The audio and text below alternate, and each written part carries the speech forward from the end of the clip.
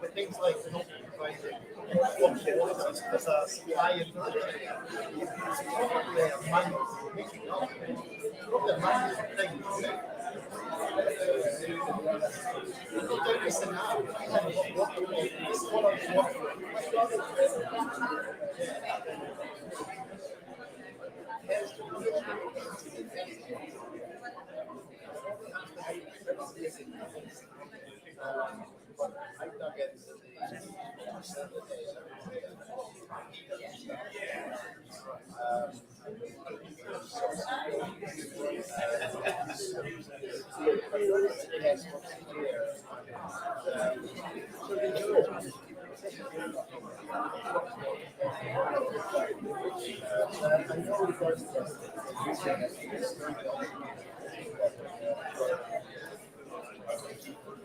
You've got vested interest in sales. It's not got all of us.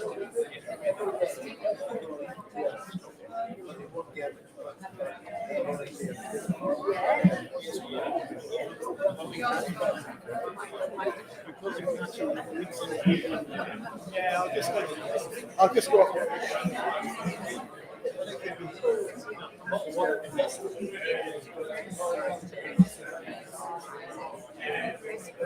But the fact that they have such big users and general public use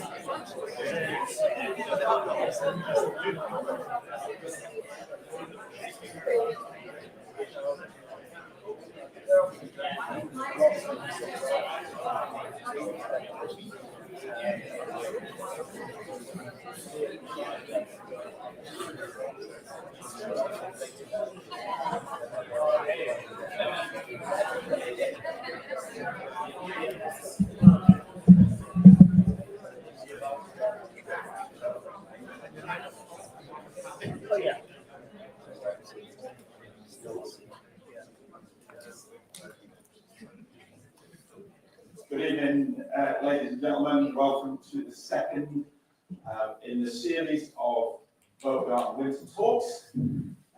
Absolutely delighted to welcome Ed to the talk. Before I introduce him more fully, I got a bit of a row 2 weeks ago because I didn't introduce myself. I'm one of the team of people that put on the Boat Talks out then. I will be introduced later in the session, in the series of talks. Just a few minor things we've got kind of canoe. This is a special guest that I mentioned, and Ed will tell us all about the significance of the canoe as we go to the talk. If we do need to get out of the hall, you can jump in the canoe and push it down the street, or there's also exits over here.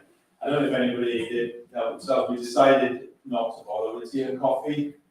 I think last time we made about 3 quid, so we felt it wasn't quite worth the effort. If you're a regular, just go in a kitchen and make yourself a cup next time you're there. If you have a glass of water, if you wouldn't mind just taking that out at the end of the session. You might find leaflets on your seats. Please, it'd be great if you saw a talk that you think other people might be interested in. Then please do spread the word. More the merrier. It gets warmer in here, the more people are in here, so that's handy. Other things to mention, if you want to be put on the mailing list for the MailChimp from the hall, I've put a list, a clipboard out on the table with a mailing list if you want to get emails about what the next talk is and what the events are. And additionally, if you fancy joining our team of crack volunteers who are organising the talks, then there's a place you can put your name down as well. The only other thing to say is next Monday, the there is a talk here, not from the Boat Talk series, but there is a talk here from the Scottish Air Ambulance Service. So that might be of interest if you're real talk junkies. You can't do a week without a talk. That's on here next month. I'm delighted to introduce Ed Smith to the hall this evening and welcoming to give us a talk about all things Spey, all things River Spey. Ed has quite an interesting background. He was, I'm probably going to get this wrong, Ed, but he was a very, very good paddler. Competition standard, international standard paddler back in the day, and he's now combining that passion with a passion for photography and art. And some of you may have been in his gallery in PUC, Gallery 1141, and if you haven't, I'd totally recommend you get in there and have a look around. It's amazing. But without further ado, if you put your hands together and welcome Ed Smith.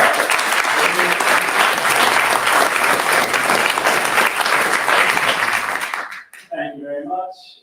I'm kind of terrified to present a talk about Spey to a community on the River Spey who probably knows a lot more about River Spey than me.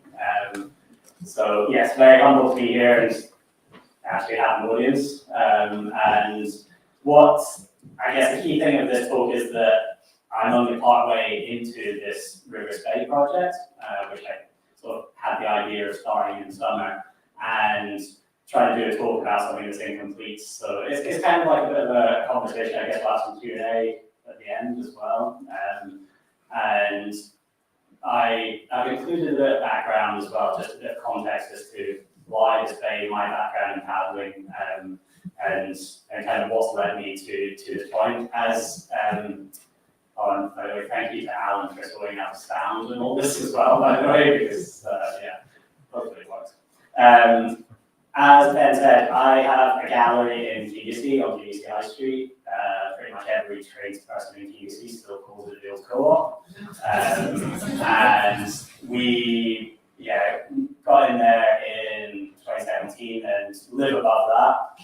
And that's, I guess, around kind of the area. I recognize a lot of places in here from friends, but people have come into the gallery as well, come to some of our events.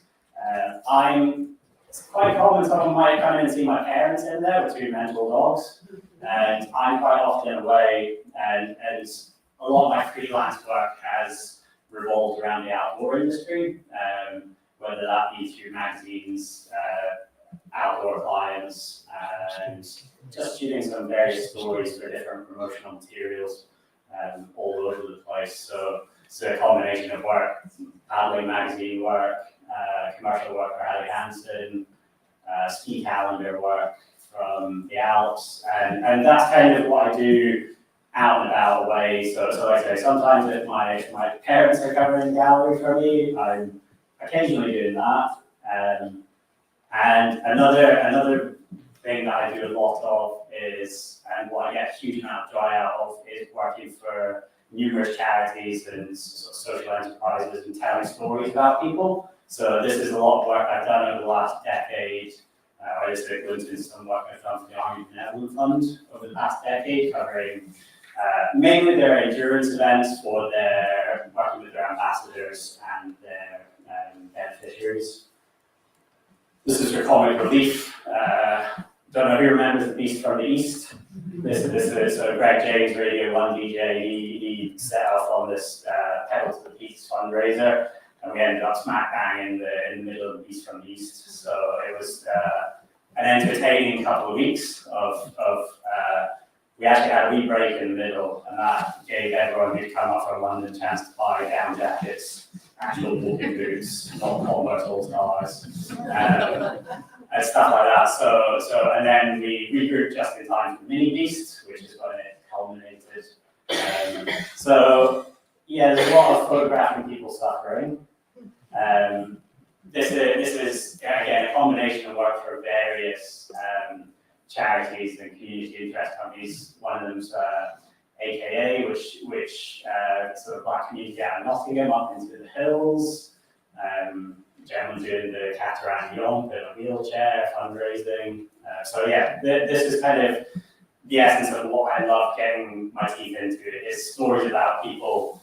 And yeah, I'm probably moving away from the shiny bit of gear and telling stories about people behind it, basically.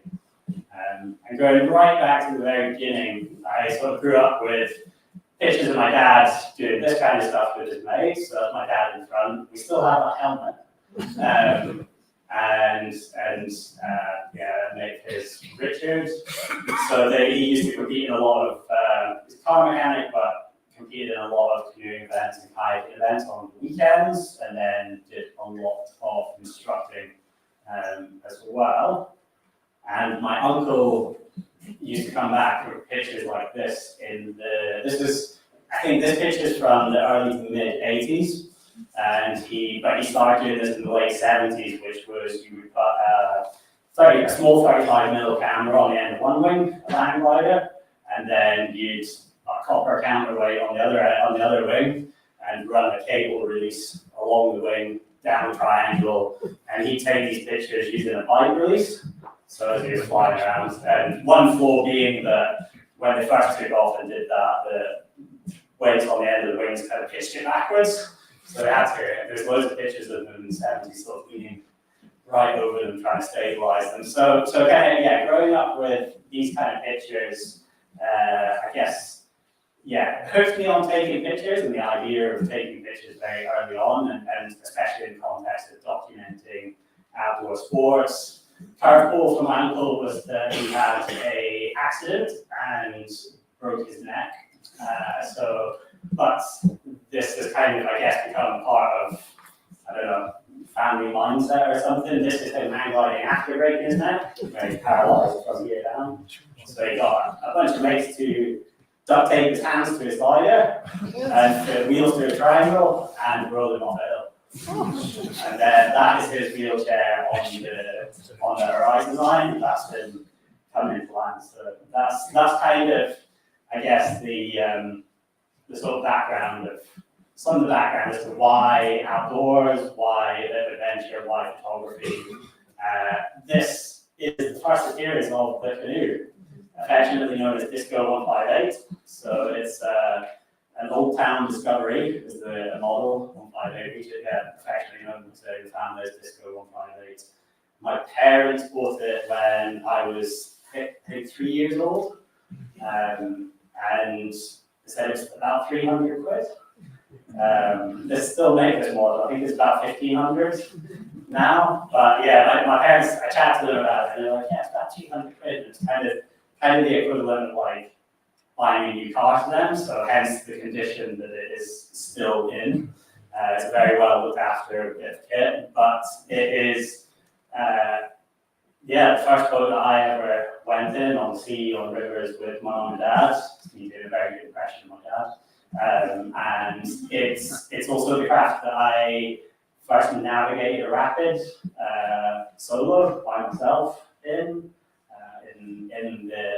the Alps, or in France, when my dad had to help a couple of guys who got wrapped down a rock, and I ended up on my cod in the boat.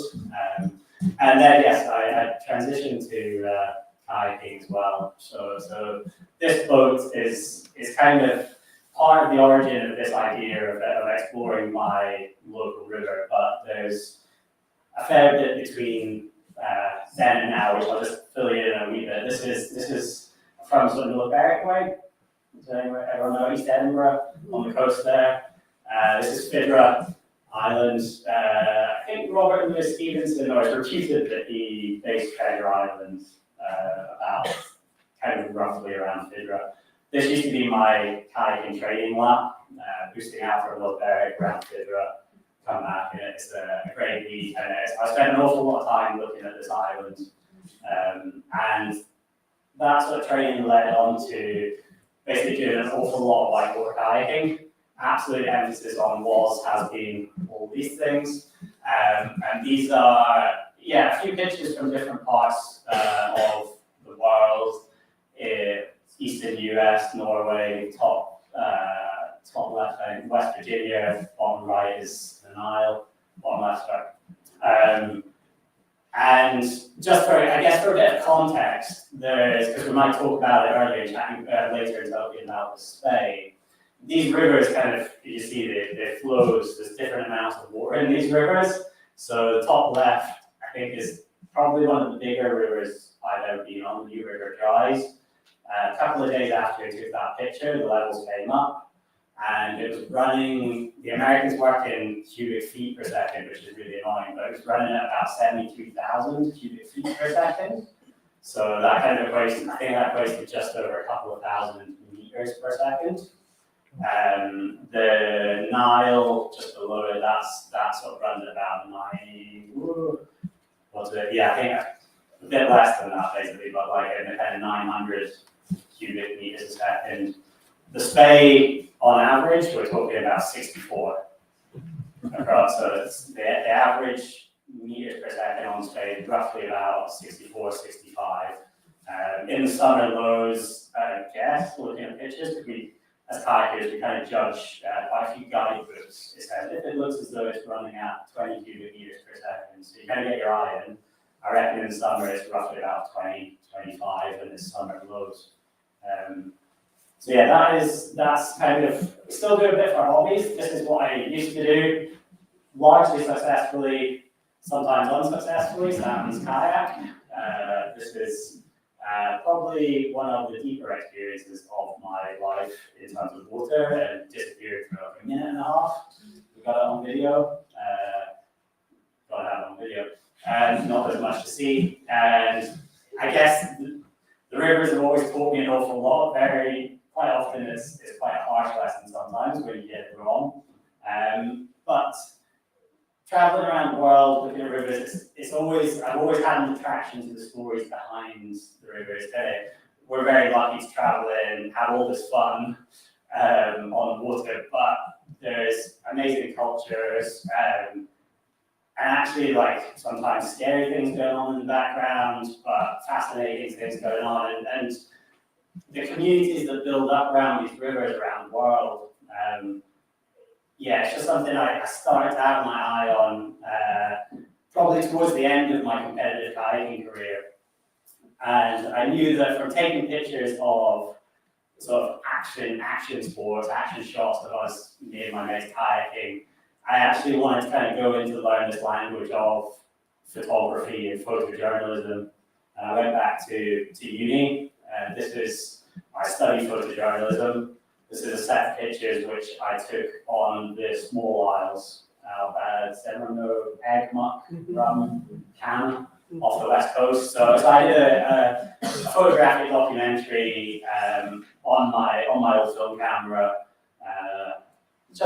Lifestyle. It took me a few months going back and forth on weekends and things, and sort of integrating into the life on the isles. They thought I was meant to actually when I rocked up in late October, because quite often the boats get cancelled. So it's very unusual to have visitors that aren't from the islands. And these islands at the time, this was 2010, 2011, so I mean, Muck had 20 people on it. Egg had like 65, Rum had about 36, of which half were SNH, half were sort of what they call local.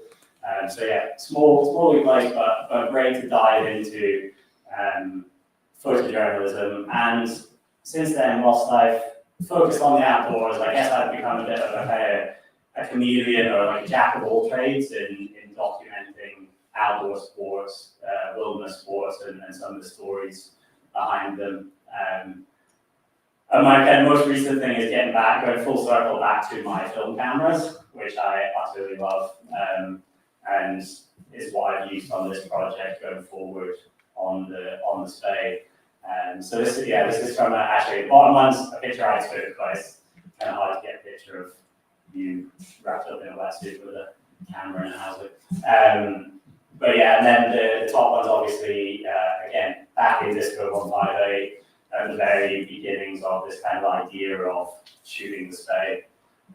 This is some of the locations, and of course every picture has there's what's going on behind the picture, which is always nice to share on talks like this, because it's, as much as I might put Gucci picture up in the gallery or on social media. It's always a bit type 2 fun. Is everyone familiar? You guys are familiar with that, right? Manny dishes it out. So basically, the kind of, there's quite often a wee bit of suffering in the background, but nothing too bad. It's always on the fun side. But yeah, this is an example from Scargieri when we had the Northern Lights a year ago. And you dig out up there, and then in the morning it's kind of what your boots and your shoes look like. And of course, since then I've been local. I've been photographing around Cairngorms for 6-7 years now since I moved into the area. Largely, I think, focused on the hills, probably because of my shortcomings in the hills and wanting to learn about being in the hills and learn how to be better at mountaineering or better at skiing. Having been sat on your backside in a kayak for quite a while, it was quite a desirable thing. And so, again, if you've been in the gallery, you've probably seen quite a few mountain landscapes from around Cairngorms, which culminated in a wee book that I did a couple of years ago, which I just called Northern Cairngorms. Within that, I realized that I started looking very closely at some of the details of, in particular, the rivers, and in particular, kind of, I guess, the river network that we all live around and enjoy in one way or another, and the effects of different seasons on that. This is very kind of focusing on some of the grades on the Pesci, which chop and change year to year, and as sort of high water comes through and washes these things in, I always find them fascinating.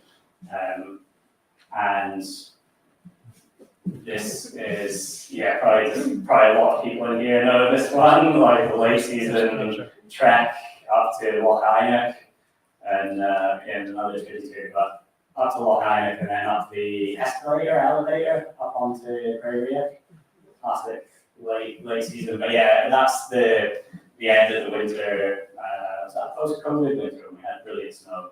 So we had all the snow back melted into the trips. And since then, I've been getting very much more environmentally focused in my photography on holidays, on trips, and this is something that's just I've kind of gradually become more and more aware of, and moving back to being more photojournalistic with my work, away from the extreme sports pictures and outdoor sports pictures. These are some from Albania and Spain and the Pyrenees as well. These sort of juxtapositions. And in going around, so the last 2 years, I've done a couple of trips back to rivers that I hadn't experienced, and from both of them actually, but mainly this one was Zambezi. I realized that we're paddling on a river that was kind of potentially threatened by the dam, so it's already dammed. There's local folklore around that dam, the river god who's being separated from his partner, and it's the risk of another dam coming into this, which is the Patoka Gorge, for the local community is absolutely massive in terms of it's everything from wildlife, homes, economy, culture around that river that could change. Again, we're very fortunate plugging in there and having a whale of time. So I wrote a story for an outdoor magazine just about more focused on the risk to that river. And the year after, we went to the Grand Canyon and did a full descent from, I think it's 284 miles down Grand Canyon, and it's incredible. But I guess in a galactic sense, you're essentially on flume between two puddles, because you've got Lake Powell at the top and you've got Lake Mead at the bottom, which are basically two of the US's biggest reservoirs holding that water. So again, this was an interesting environmental place to be on the water and connecting with it. I mean, this is, like I say, essentially there's a water shortage in there, but you see the fountains in front of the Bellagio in Las Vegas, they still go every day.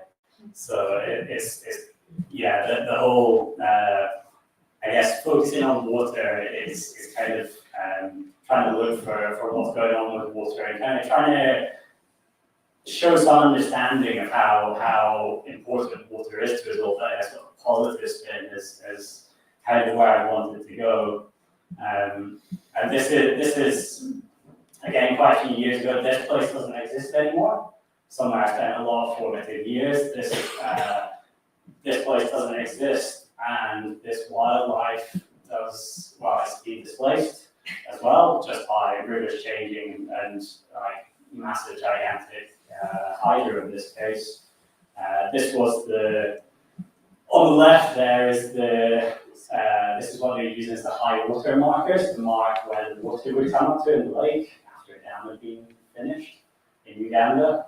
And this was a friend picking up some of the wildlife off that I showed in the pictures to take them to wildlife refuges.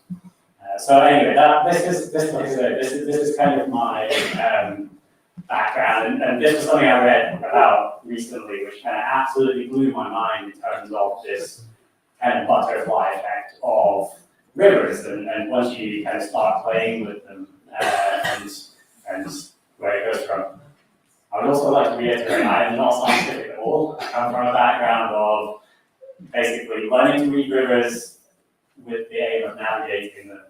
And again, there's probably people in this room with far more scientific knowledge than me.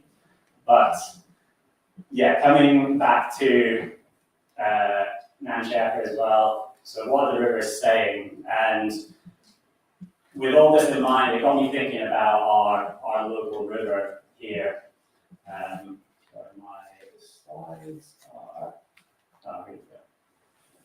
So Spey. And just as well, this was a kind of idea I had. I was like, I'll take out my pencil boat and I'll take my camera with me and do a wee project. And then a friend of mine who works in PR was like, that's a really good story, and put some stuff out. And then the next thing, the BBC wanted to run it, and then the radio wanted to chat about it. And so I was literally on the second day of my descent, I think at 7 a.m. or 8 a.m. I was on the phone to BBC Scotland radio, and they sort of catched me in, and they were talking about US politics for 5 minutes. And then they literally just sort of went, and we're going to come to Ed Smith, who's on the River Spey.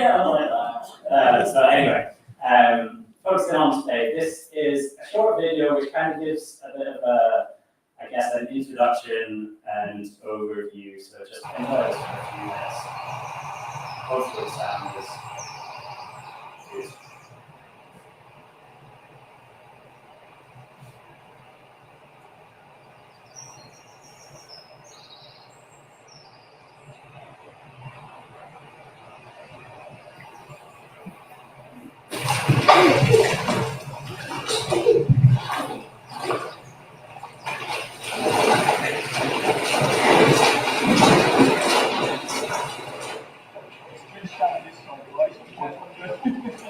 The challenge that we have as human beings, we're part of nature, but we've often not had a very good relationship with the rest, the beyond human part of nature, and learning to live together in ways in which we all use resource, because beavers use resource, birds use resource. To use natural resource is a good thing, but as human beings we have to learn how to do that in ways that are sustainable, but we don't take too much, we don't extract and exploit in ways that make it impossible for the rest of the planet to thrive. So I think the river in many ways is a symbol of that, the way in which we live better with this river, so that it retains its life-giving force. We draw life from being beside it and being part of it, but we also need to give it back.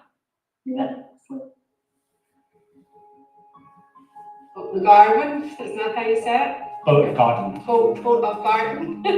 So yeah, that's the lovely permit, which I'll show you again later. About 7.5 hours travelling from Carnround to get, or from Belfast up to Carnround and then to here, so it better be worth it. You need to get another couple. Yeah, it's beautiful. Waters and everything's gorgeous. Yeah, the river's always been part of my life on the way when I went. It used to be a different river, now it's River Spey. And I was born in Bangladesh, and Bangladesh is known as a delta country. And where I come from, the region I come from in Bangladesh, a place called Shinamganj, which is very much in the summer it gets flooded, in winter it doesn't. I live next to a river, so I grew up. I learned to swim holding onto a mango tree branch. And the River Spey is great. I mean, we're very fortunate to have it 5 minutes away from our door. You see the river in a completely different perspective. You notice nature in a different way.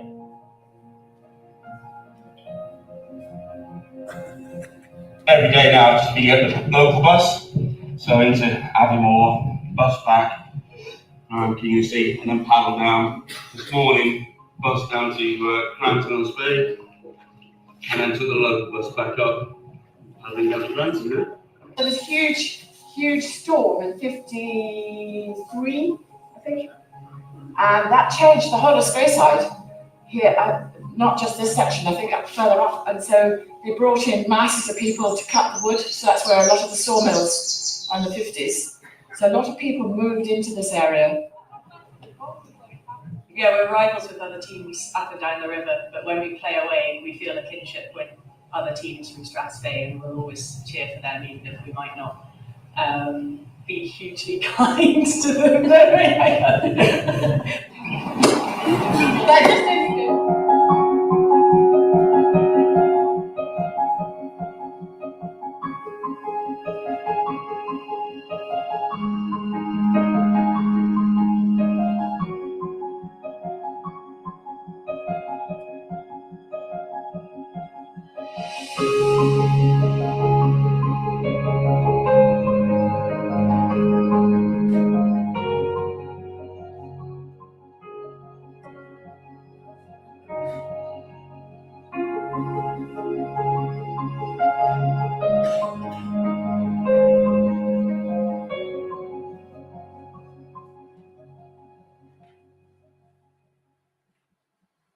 It was an awful fight in Bowton Garden Village Hall, and Tootie's wife was in the midst of it, hammering people with her shoe.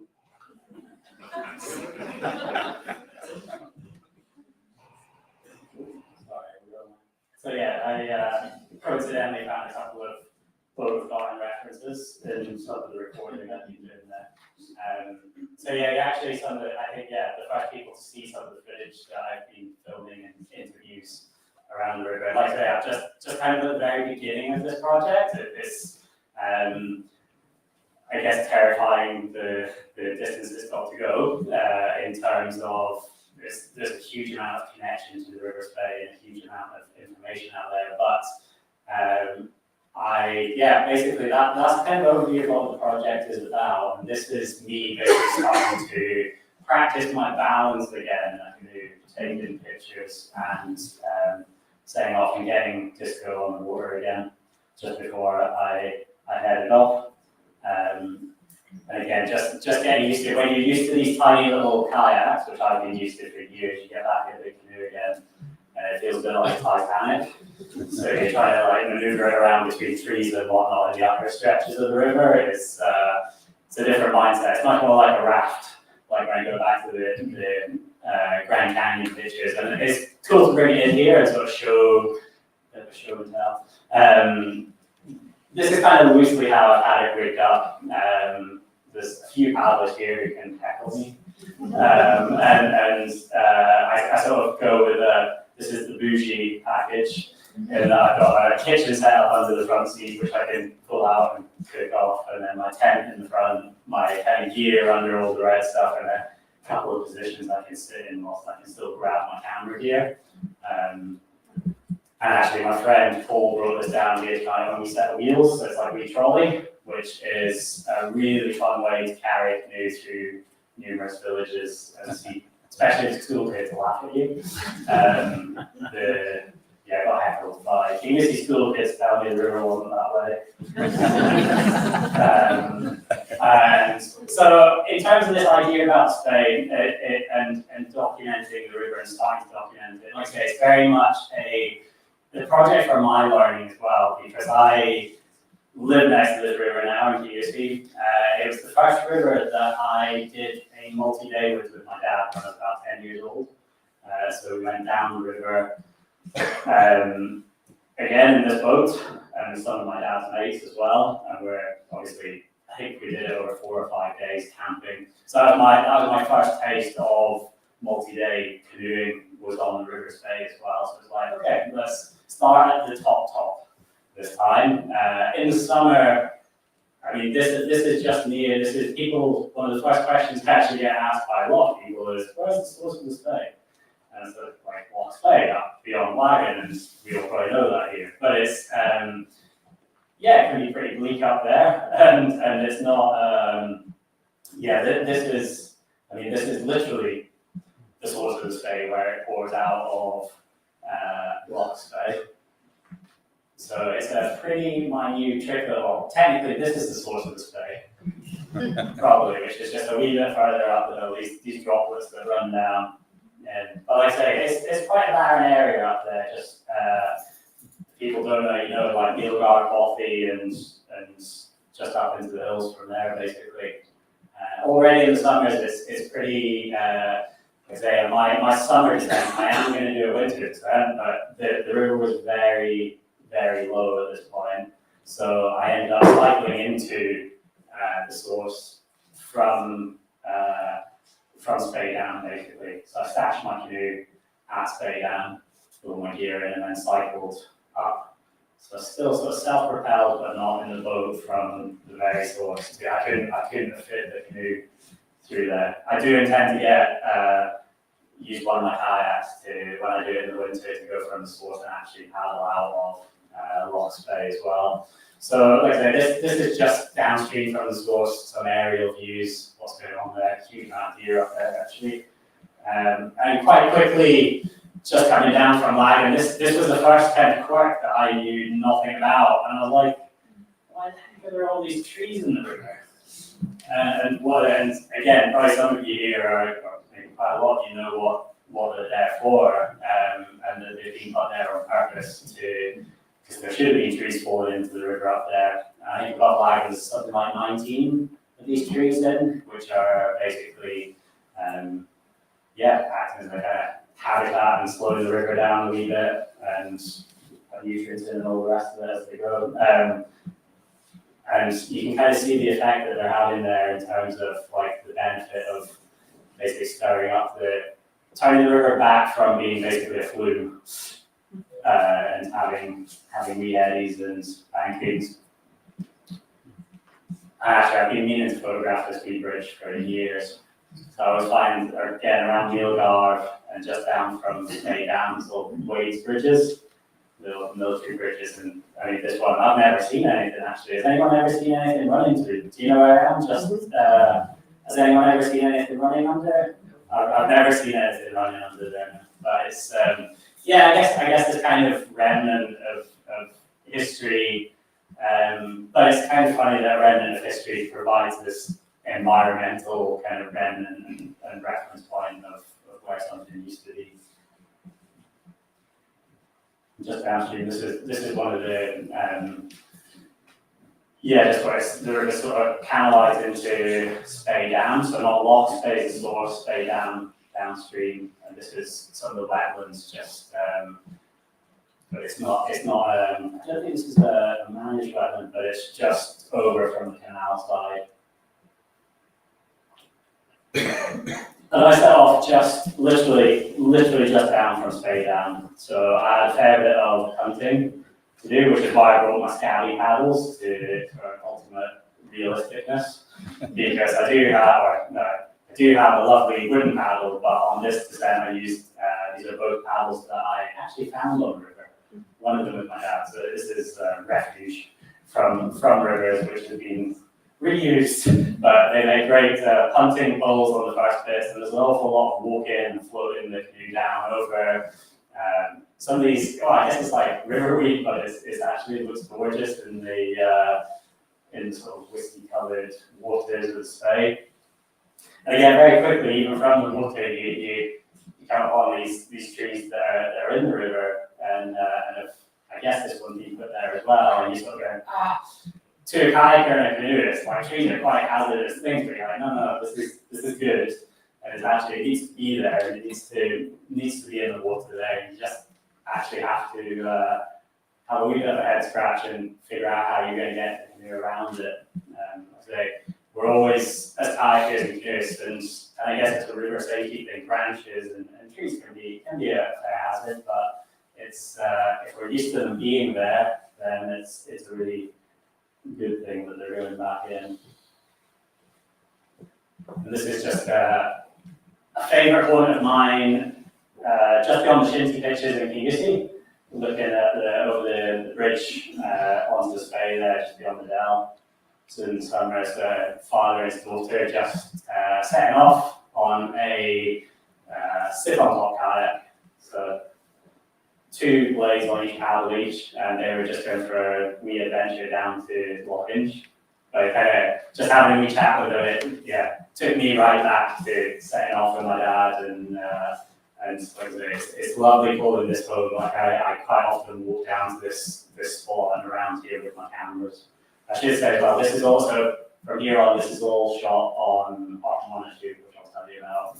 It's all shot on my analog film cameras, because I'm just really enjoying that process of slowing down and documenting the river. And again, this is just downstream from that same spot. The ponies, whether it's the Highland ponies or Rury's ponies, there's ponies on inch marshes which are doing a great job of chewing out thick grasses for the waders and stomping around there. Quite often next to the river, as you saw in the video, the ponies are down there when we're swimming, which is in the summer it's absolutely gorgeous. If you get sand mines coming out of the bankings as well, then it's amazing. And again, just thinking of the culture of the river, I don't think any of the kids get their permits. I don't know what to do, but I totally love it. It's just in Kingussie, and it probably is the same here, I guess. There's such a culture of the kids going to the river, like going to it, enjoying it, and connecting with it. And that's really, it's hugely refreshing to see. It's awesome to see, and it's a really hopeful thing to see in terms of like they're gonna feel as though it's something to look after. Simon, again, like I've been photographing people using things like Space Hideaway and connecting in with the landscape of the river. Simon's a local fellow sort of shop owner in Kingussie, but been doing a lot of portraiture as part of this project as well. Just trying to show the people who are around right now, so it's kind of like a snapshot as how the river is in 2025, because you don't always have the opportunity to look back on these things and for these things to be in a record. So actually having that is, I feel as though it's a really fun thing to feel as though you're sort of contributing to it, I guess. This is the old and new Grafton Barracks just in the background there, and the arches under the A9. Just downstream of Kingussie. I'm looking out across Inch Marshes. I find it such a challenging, it's such an amazingly beautiful place, Inch Marshes, and what it does and how the river interacts with it in terms of flooding across it, and how it essentially is a massive sponge, and the wildlife that's in there incredible. It's a very hard place to photograph, though. So I've got a fair challenge there. This section as well, actually, from Kingussie down to Inch in the canoe. It's very, very calm. I was chatting with my friend Paul about the currents of the Spey. Again, you probably all know this, I've not kind of plugged in the upstream, the sort of upper half of the Spey is very slow moving. It's got very little gradient to it, whereas the lower thing from Granton to the sea, it descends something like 200 meters. So it's actually quite fast flowing relative to the sections above it. I'm going to have a go paddling back upstream at some point from Inch, because I reckon it's calm enough to get from Lockhinch back up home, especially if I'm in a fast boat. So, good place to go for a pint. And again, just like these sort of, cultural landscapes of the river, and just showing people's connection to it, especially in our area. Sergeant Jane, thank you. Yeah, it's a wonderful day out with some friends who have been down at the beach, Sergeant Jane with their kids. Yeah, we're very lucky. It's kind of like Brandon's got a beach. Have you got a beach here? But have you? Yeah, okay. That's handy. That built towns around beaches. It's so we've kind of got the same community where it's just a wicked place to hang out and enjoy the river. And of course, couldn't be the Spey without the detail of it looking like some whiskey. And maybe that was just like day 3 in my canoe, kind of yearning for something a bit stronger to drink.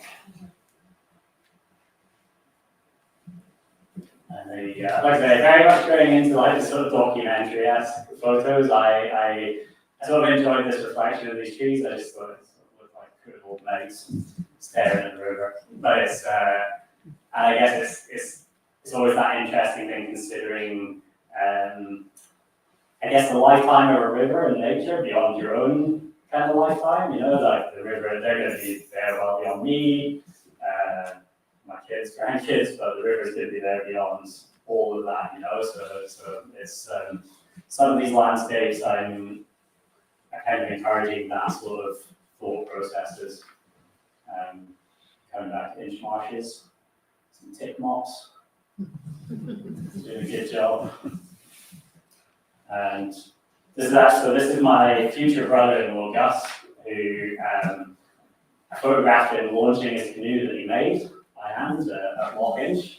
So he's a very contemplative character, Gus. He walked across Spain and he cycled to the Balkans, and in between which and doing his work as joining his apprenticeship, he made this canoe out of, I think various kinds of wood, basically clamped together this ply, and he's still got paint on his hands, as you can just see, sort of marine green paint. He sort of looked like Hulk for a few days, like where he wiped his face and couldn't get there.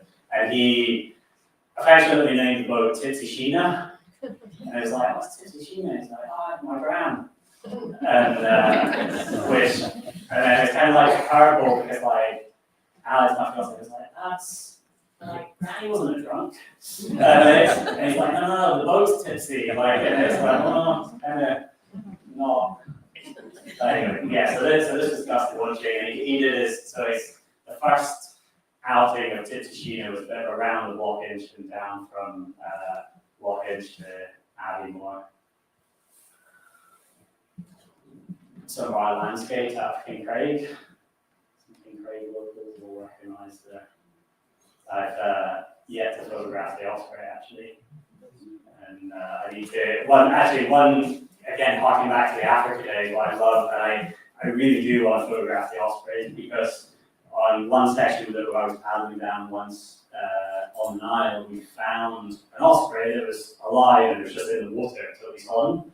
And one of the guys, a friend Dale, South African guy, he's just like Mr. Wildlife. He's the kind of guy that has spiders crawling up his arms and play with snakes and stuff. And he got it onto the front of his boat and paddled it to the side, and then he sort of peeled out from there and organised for it to go to, again, a sort of wildlife place, refuge out there. And I just, in my head, it's a really nice story. I just remember it looking terrified on the front of his boat. And I was like, I don't know, when the King Craig ospreys came back, maybe like in another kind of life, that could have been the same birds that you see, with where they migrate to. This one I actually just found out, this is just downstream of it. This is kind of opposite Spey Down.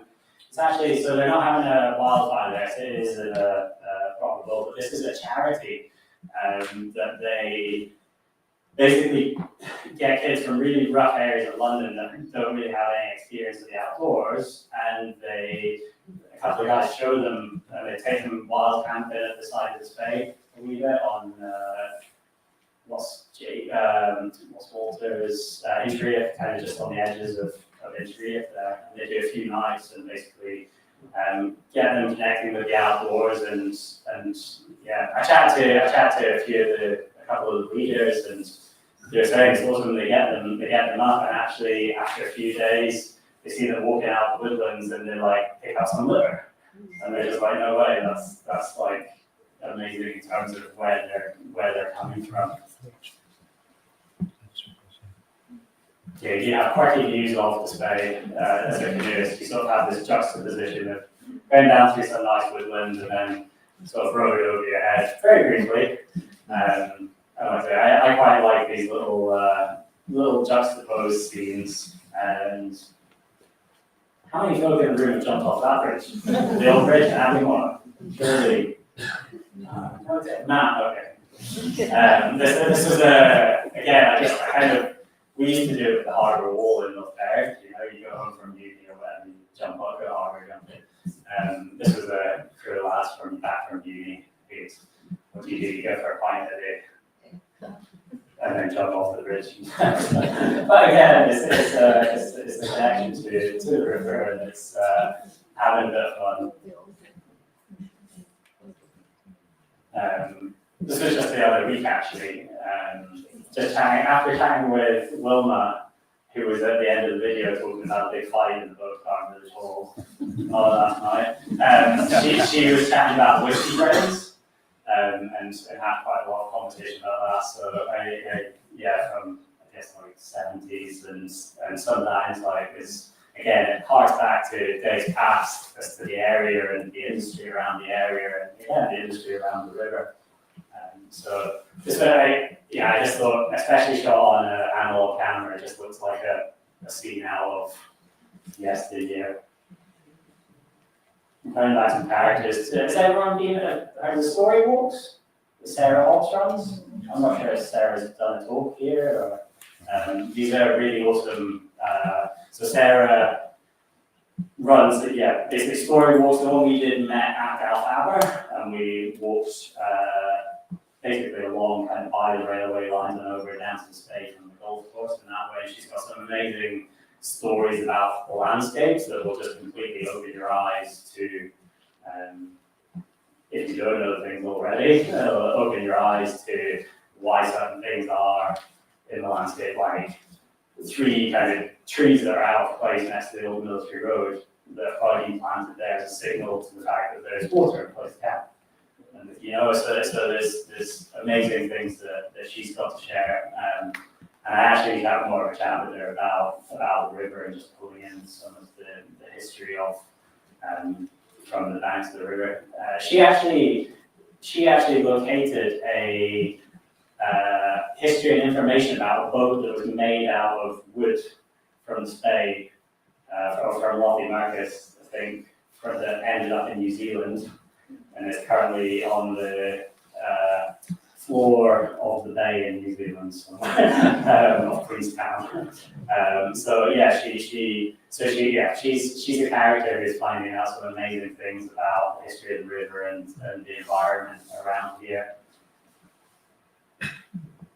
And just the hardest thing is actually just chatting to. Well, I really like chatting to people, you might guess, but it's chatting to people you don't know and finding out why, what's their connection to the river, why they, it's actually quite hard, and then asking them to take a portrait. This couple were up from Glasgow. His name is Billy. Billy and Joe, and I've got their names written down somewhere, but he fished on the river for 30 odd years, and anniversary, and they came up to Aviemore to the area and just chilling out next to the river, and sometimes that's all the connection to the river is. A wee bit of, I guess the harsh realities of the river still. It's I guess a fine arty shot. And you might recognise these guys from the video actually. James and Amanda from Belfast. I really enjoy this shot just from the point of view of the sort of, it's not necessarily what you'd expect as a space-side fisherman. Straight up, brilliant couple of characters. And actually, I sort of spotted them as I was going down the river in the boat, and a man was reading a book on the side, and he was sort of crouched down, fishing away. Didn't look that successful. So I thought I'd have a wee chat. This is just beyond the old bridge to Netty. So just actually, Emmy and you'll know. Broomhill. Broomhill, yeah, that's the one. Yeah. It's I don't know, is it an effective fence or not an effective fence? Just trying to figure that one out. Yeah, it kind of feels like this tree's a wee bit lonely. Like it's looking at its pal that's being turned into a shed. But yeah, like I say, just quirky scenes that I'm just trying to take in as I go down the river. And this was from aerial. Again, you'll see in the video the aerial footage just above the old bridge at Granton. A lot of old bridges actually make for very nice viewpoints now. So this was, like I say, midsummer. Actually, these flowers are beautiful all the way down from the upper bridge, right down and beyond. I actually get stuck on it a couple of times. And the GoPro footage that I knackered my GoPro because I forgot that I had a microphone attached to it, and I got really excited that we get a shot and just dipped it straight into the water. The Shinty team that had we interviewed with and shot some of their portraits, Grantham Lee's team. So this is my friend's mum, Trisha, who's she actually spent over half a century living at the side of the river now, in a really interesting point on the river. It really fascinates me, and it's a place where, as canoeists we know pretty well, the washing machine, this rapid, it's kind of one of the bouncier rapids on the Spey. Is that what you describe that, Lenny? Yeah, bouncy. And this area, this hopland to the river right there, so the right of the picture there, that's actually two old paths of the River Spey that you can see. So this tree line that kind of arcs around, that's the old path of the River Spey. And then actually this through the middle here is another old route of the River Spey. And actually you can go in the middle of that way. Most of that grass is quite yellow. You can go in the middle there, and there's actually river boulders. They're all smoothed off and white. It's quite and what's been happening is the washing machine as well has kind of made its way upstream over the last 20 years by like a couple hundred meters. So it's quite a mobile little. With it, again, it's like compared to some of the rivers I've been on, you think the Spey is relatively sedate, but in terms of when it floods, it really floods and goes to town. But it's always been after significant floods. So like an 1829 flood that I thought was Ian, where's Ian? Let me the book, I'm still to read the book. That changed the course of it at this point. And this actually bit that is arcing round there, the old course of the Spey, that used to, this is actually a shot of, at least we kind of stood at the bottom of their kind of banking, their garden in that. That used to, even last sort of 10 years ago, that used to be really quite wet, holding a lot of water, but it's no longer doing that. It's really drying out in the summers. Susie Wilson is a poet and artist, writer. I think she does some comedy skits as well. She's done some talks in the area. If you look out for, if anyone's on Instagram, I think it's Concord Moose.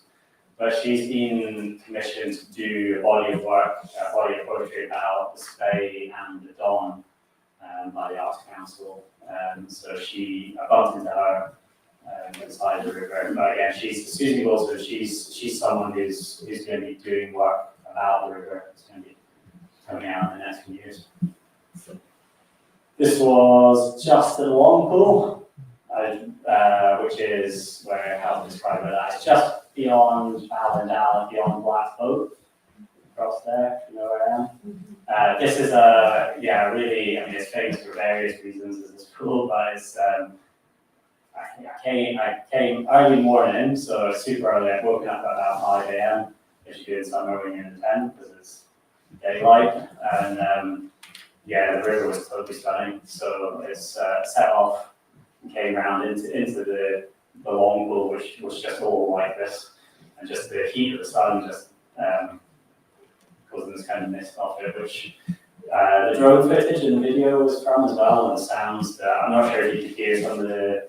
I've been doing a lot of sound recording in places like this, getting sounds of the birds and the wildlife. That's kind of, especially when it's busy in the middle of the summer. Some of the noises of the water as well. So immediately beyond, it's quite a cultivated corner of I think that's just beyond my handle of that one. And actually, this family were really, really nice to me. They actually well into their photography, I guess, kindred spirits. And the dad, he said he had something like 50 cameras, and he bought them all off eBay for like $5. And each one of them, I'm not sure you can see the picture there, but each one of them had like a wee tag on it, almost like a wee price tag, whether it works or it didn't work. And so he'd take them out and test them, and then his son had got into photography. And again, that's their route to the river. And just before I left, he's like, oh, I've got a load of infrared film. And he took a picture of me from the bridge in my canoe and sent it to me on this sort of black and white infrared film of me going under the bridge. So yeah, they were very nice and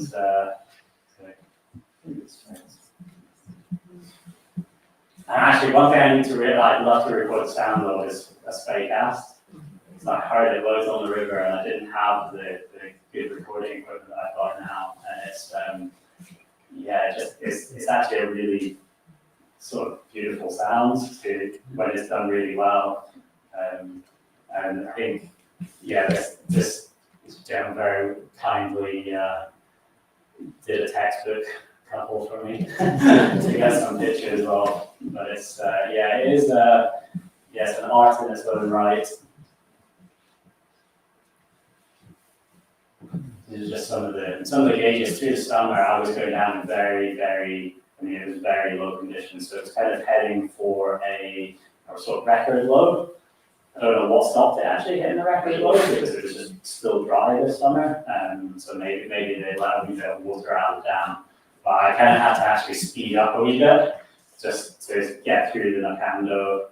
I don't know it that well, so I wasn't quite sure if I'd get beach down. A few lines maybe. But I didn't want to be that person that's having to call a mate or to get your boat off a rock.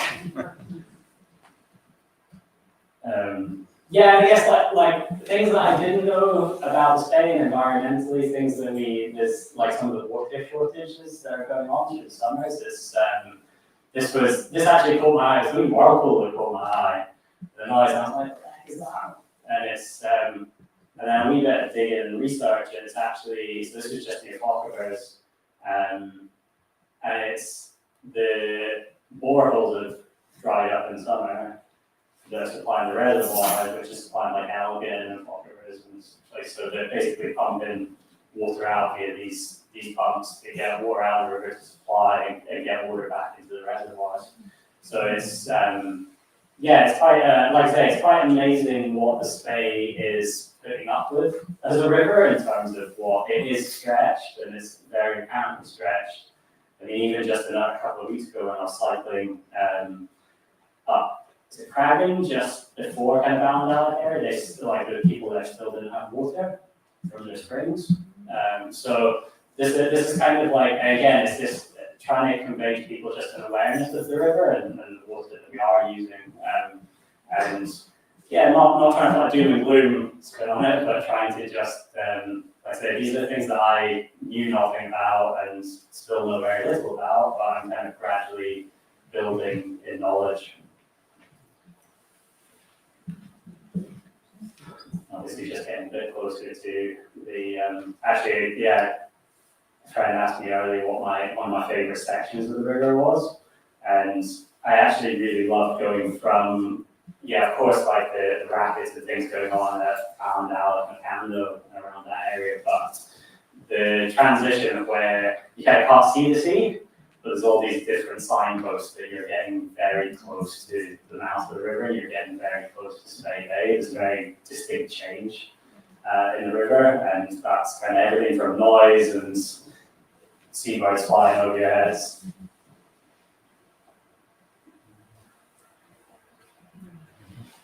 These are some of the, actually, a friend of mine's done a sort of black and white documentary project about shelters. We found loads of little shelters around. And coincidentally, another friend who was bikepacking and ended up at Spey Bay like a week after I'd been there, had found this, and he arrived at like 1 in the morning.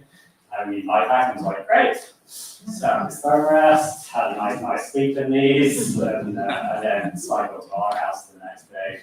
So these are just little shelters on Spey Bay, which someone's erected. There was a chat that I don't members of the travelling community that were up in COVID. They've been there a wee while apparently. They've come in very handy for the bikepacking community. And that's kind of relevant to the next stages, or what I'm doing and kind of starting now, which is branching out into some of the tributaries of the river and using my bike because I can't. Some of them we can paddle down, like the Feshy and through, and there's places that we can paddle down in like water boats, but actually the bike's a really efficient way of getting further afield and exploring some of the tributaries. And I'm actually a wee bit sad because I do have a bunch of negatives, which I'm yet to, well, I need to scan them that just got developed. So I was hoping to have a few of them, but I just need to tune in. It's where I've connected with projects that are ongoing, from projects by like the National Park Authority who've been working in conjunction with some farmers to develop wetlands. That had a fascinating day with Sally McKenzie, who's deals with sort of freshwater. Well, she is the expert in freshwater sort of preservation, restoration, and fascinating project up at Upper Ballycar, which is basically taking a burn, the Delacar burn, furry burn that was channeled out by the farmer who John's absolutely like, yeah, I dug that out in 1960, and basically turned it into a flume. And then what's awesome is that he's come on board and with that team, they sort of planned it and what's the word, landscaped it a wee bit back to nature, so that above a certain level, once it rains to a certain point, it basically overflows, creates a wetland. And there's sort of signs of waders and all sorts of thriving there. So my next step is getting out on bike up some of the tributaries, and this was the other week actually, just up front of the tribs. I've not seen the fish jumping in a good while actually. I kind of actually forgot it's a thing. I think with kayaking as well, like you end up a wee bit in sync with that, and you see it in certain places, especially in places like the upper reaches of the Tay, where you're going down some grounds like lymph tunnels, a classic. I don't know if anyone's been there. In October, you can see tons of fish jumping up there, salmon jumping up there. And it's amazing watching. Like some of these ones, they jumped up into this patch of water here, and then you just see them absolutely power through it and continue on upstream. I don't know how the heck they do it, but yeah, strong. This is my local Loch Guynack, which actually, we've got a great, community development company going on there, but also there's a project which generates electricity off the burn. It's also interesting in that there's been a dilemma over the years of houses flooding down by the Spey historically on the corner, and actually the hydro that basically it diverts the burn into Loch Guynack, and then Loch Guynack, it basically delays that water getting into the Spey, so it gives water a chance to run off into the marshes. So in terms of kind of protecting houses down the river and things, this Lochine and the barns around us in itself have an interesting part to play. And yeah, this is some of the details that I've been recording sounds of, especially, and trying to get just nothing like Barry Hall and David DeLay will have recorded and their new album, but just trying to bring out sounds of the river and tributaries to pair with my pictures. So what I'm going to be hopefully it's probably going to be next late summer that I start exhibiting some of the work. And what I want to do is exhibit some of the work with sounds over the top of it and interviews from people. So it's sounds of the rivers, of the Spey, of the tributaries, sounds of wildlife, of people in amongst that, appreciating that, and having a kind of immersive exhibit of this work. This is just like kind of reminded yourself. I just popped in on the bees at Trophy, which I need to, it's kind of going to be a little sub-project in terms of, I love kind of seeing, and I've got friends who have bees in the bottom of the garden. People sort of taking this sort of nature regeneration and like doing what they can in their own means as well. So there's, I'm going to get a portrait of a friend and their kids maybe geared up to the nines, ready to take on the bees next summer. Come on, come on. So individually looking at pictures, that's potentially can kind of sometimes look a wee bit random, but in terms of then collating some of these images together and piecing these stories together, this is kind of the beginnings of a photo story about the River Spey. Does that make sense? And like I say, factoring in the video and the interviews and bringing it together with sound is my ultimate kind of dream for this project over the next year or two with different stages. But it's like I say, these ones are all my sort of negatives that have been developed, and it's just trying to piece it together bit by bit, and it's definitely turned into that kind of there's a saying about something about eating an elephant one bite at a time. So it's turned into a massive project. But the cool thing about that is that it's also people's connection to the river. The amount of people who have approached me with information that come into the gallery, that pinged me emails about the river, saying that so sending me BBC News links. FYI, I'm still trying to get in touch with the Coracle Society of Great Britain, if anyone knows the crew that made the Coracle. Is it Newton Moore Coracle Club? So it's kind of gathering momentum, and there's like I say, there's a ton of information out there or coming at me, which I'm going to probably spend a lot of this winter piecing together, deciphering, and putting together a more knowledgeable story about the Spey. But this is kind of roughly where I'm at as we are. And I guess for me, what's emerging is this kind of concept of trying to relearn my approach to the river and my kind of perspective of the river, because ultimately it is, it's going to be there a long time beyond me, a long time beyond my kids, grandkids, whatever. And this is actually, sort of a lovely quote for how we are probably going to have to start considering rivers in our own brains and to really look after them. Robert McFarlane, a lot of mountaineers might know from Mountain Mind. He's written a book which is it's a really powerful book, and it's studied various cases around the world, and it's called Is the River Alive? I don't know if anyone's spotted that yet, but it's a really, really worth reading, and especially for communities that live next to rivers and rivers that we want to look after and protect and make sure we have that can kind of support the industries that are already on them. And the recreation is already on them. And then I've got a few thank yous. Yeah, it's just people who have helped me so far, basically, whether that's like letting me crash at their house or lending me gear and yeah, all of the above. A couple of times I went to recover my microphones that I left at the side of the river just after previously. Should not admit. But yeah, and thank you all for listening to my talk. This is me and some of the links that you can kind of find me out and find this project, which is, like I say, it's going to be developing over the next year or two, but over the next year is going to be pretty busy with it. So, yeah. Thank you. Sorry if I bored you.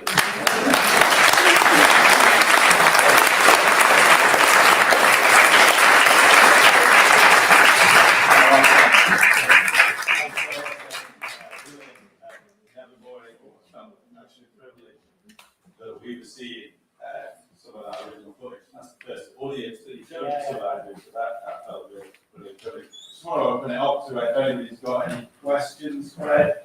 I've got a kind of, I think you've kind of answered my one, but you've referenced Robert Farnham a couple of times, and he talks about rivers having rights. Oh yeah. Like humans have rights. I mean, I wonder what your Yes, I mean that's a massive question. That's a philosophical question. Yeah, I think his basis for that is that book is The River Alive. He's basically studied a couple of places around the world which to protect the rivers and the infrastructure around the river, they've ultimately kind of come back to, I guess, like a native way of perceiving the river in terms of it is an entity in its own right, and he's studied that in the book, hasn't he, and talked about that. So it's, but I guess that kind of quote that he's so summed it up. It's a really hard one to get your head around, it being a living thing, and so yes, it's tricky. I mean, to me, yeah, it's they're very much living things, and it's I've kicked my ass over the years and has good fun on them, and yeah, it's yeah. Anybody else got any questions you want to ask? Yes. Best pub along the river. Best pub longer, Sue. That's interesting. Yeah. Any other questions? Let me off the hook. Any readers? Oh, so I am going to go along on the really tons of people slide down like left, right, center, as you're paddling down the river. Awesome. Oh yeah. Oh, like I love them. I think they're wicked. They're like awesome architects, and like they're getting. I know it's been a kind of controversial. Well, has it been a controversial game? Yeah, I think it's in terms of what I say they're really architects that they hold some of the water back and keep it, get in the right places, get the little habitats for all kinds of other wildlife that they're doing at the same time, So I enjoy it, and I love seeing the sign of them. I can appreciate that's not everyone's. But I didn't know. I was really surprised by how early I saw the River sign on the river. That's actually, I was really amazed at how early. In the descent. One bit of information and a question. One bit of information is, as you go down under the Iron Bridge at Fockerverse, the chaps from Royal Naval Air Station at Lossiemouth would fly under that. Okay. The last one to a chap called Fearless Ron Fowler. I'll send you the link. Fearless Ron Fowler.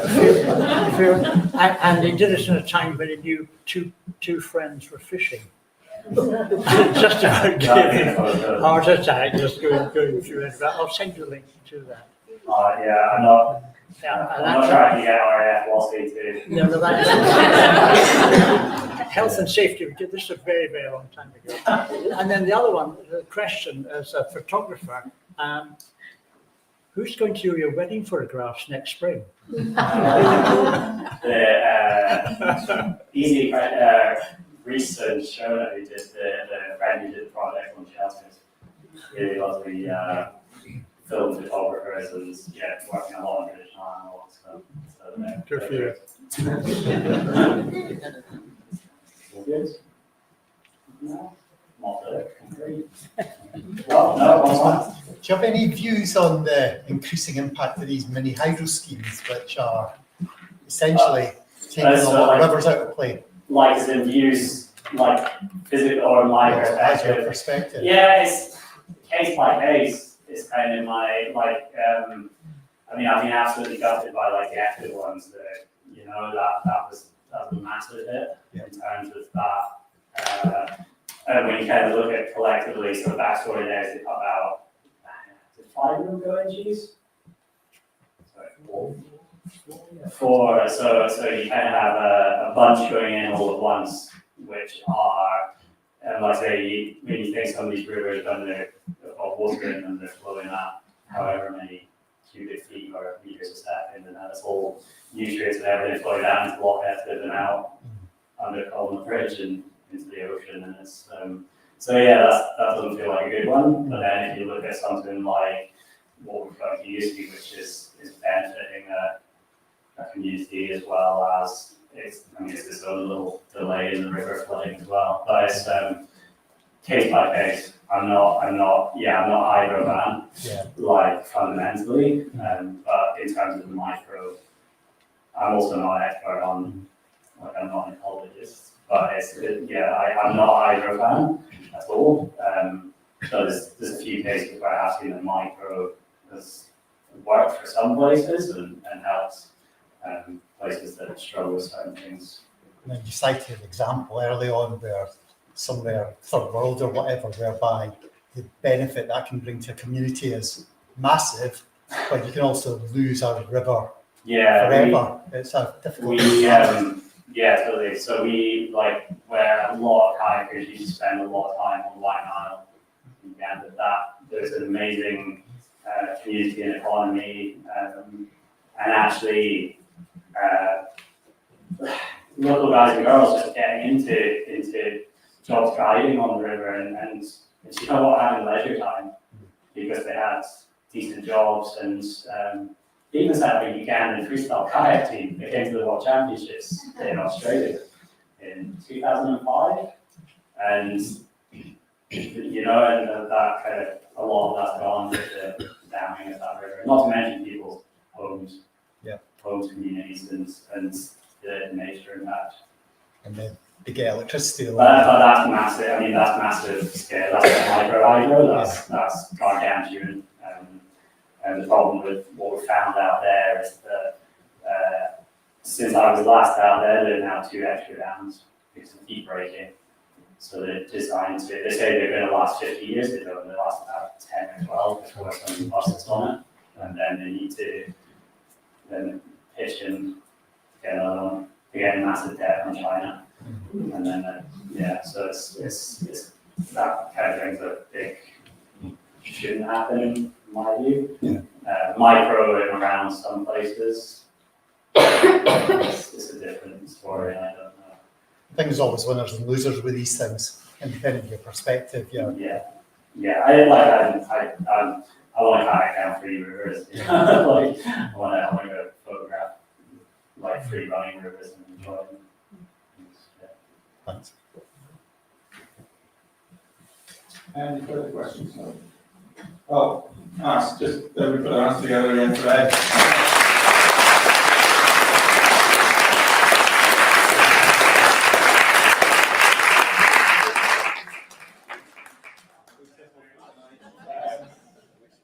Our next one, obviously, in 2 weeks' time, we've got a double act. We've got a father-son combo.